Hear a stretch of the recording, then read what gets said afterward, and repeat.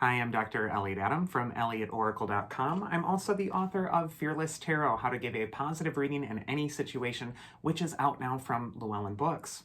So if you want to eliminate your fear of picking certain cards that are dark or scary looking or make you feel dread, this book is going to be so healing and empowering for you because I teach you how to apply those symbols in a constructive way.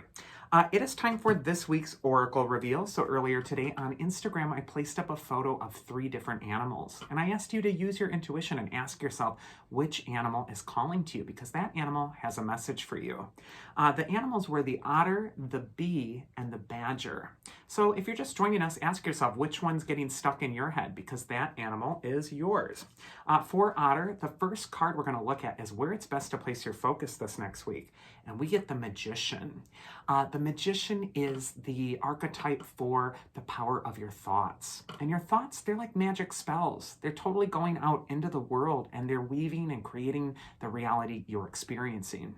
The beautiful thing about the magician, however, is that he teaches you that you can change your reality as if by magic, by just simply changing your focus, changing your thoughts, changing or being intentional about a different decision that you can make for yourself.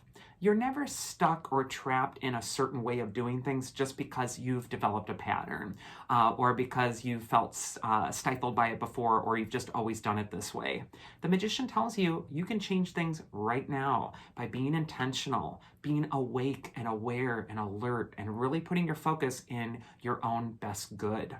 Advice from your inner wisdom this next week, if you picked the otter, is the 8 of Pentacles, which is a card of work and also consistency. Whenever the 8 of Pentacles comes up next to the magician, this could be a great time to get intentional about your career life, your work life, but also the 8 of Pentacles could indicate self-work might need to happen right now. And it's important that you're consistent with it, that you're just plugging away at it, that you're doing something every day toward this goal, or you're doing something every day to improve your situation.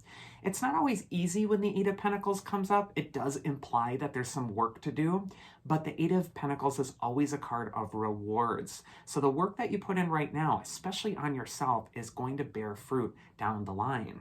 And then finally, the mythic archetype that is going to help the otter spirit is Apollo, the god of prophecy, light, music, divination, all sorts of good things. This could be a time where you're really expressing yourself a little bit more. It could also be a time to do some divination, do your own tarot, journal, write. It could also be a time to really delve into music right now. Apollo represents the light of your talents. And so you're probably multi-talented, multifaceted, and so you might want to invest a lot of your energy into a specific talent at this time to really make that shine above all others. And finally, I just want to say about Otter, because I kind of skipped over it, Otter has to do with love, feelings, playfulness, caring. It's also associated with women, matriarchy, and also sort of receptivity. So this could be a time to just allow yourself to love, allow yourself to receive as well. The second animal we have is bee spirit, and it says sweet results await.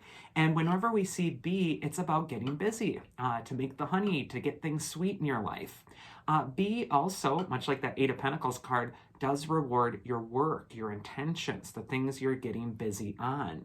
So this could be a time when you're feeling stirred to action or that you want to get moving on something. And the bee says there is no time like the present to finally get this going. First card is where it's best to place your focus this next week if you pick the bee. And we get the Wheel of Fortune. The Wheel of Fortune teaches us that things happen in our life that are just out of our control. We didn't expect it. We didn't see it coming. We couldn't plan for it. It's sort of like just a detour that kind of throws you off.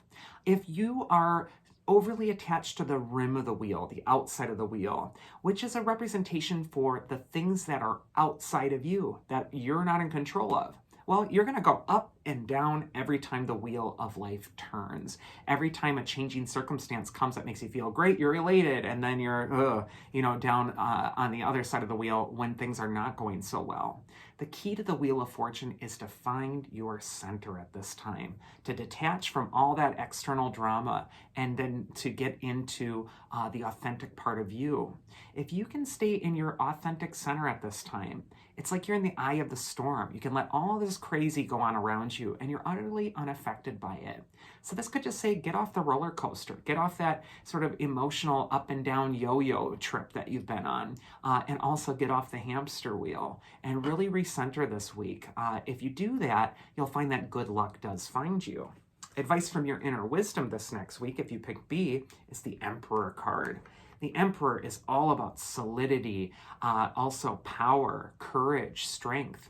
This could also be a time when you really want to put yourself out there and to establish firm foundations for future success. The Emperor is a little bit more worldly. So he's telling you, if you can find your center, if you can get into the center of the wheel and not get, perturbed or thrown off balance by all these external things, you're going to be seated in a place of power, and you're going to be able to build something really strong from there.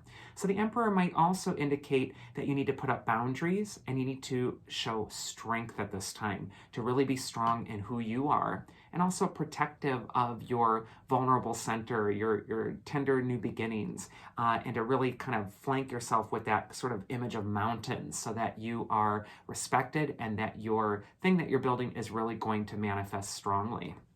And then finally, we have the mythic archetype that is going to help you if you pick B. And gosh, we've been seeing her so many times.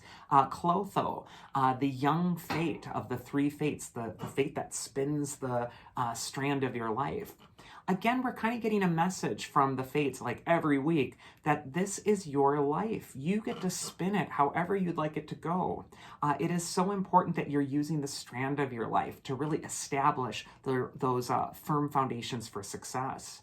And also, it's time to really know that you should honor your right to be, that you have a seat at the table, and that there is sweet success assured for you if you do the work on yourself at this time.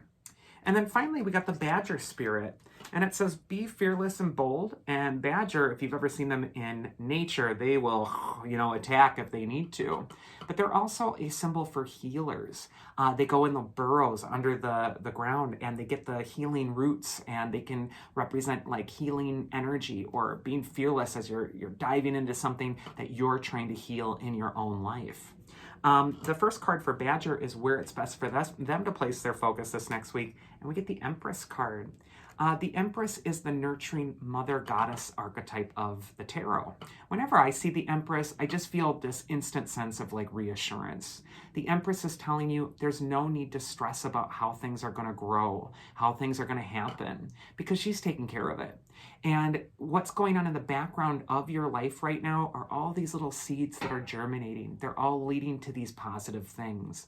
And maybe all you need to do is really get grounded right now and just trust that it's growing. Stop trying to control it so much.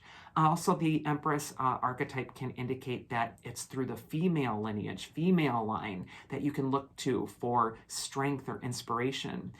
These are your mothers and your grandmothers and the powerful women down the line in your own life. So there's some sort of female mystery energy as well with the Empress card.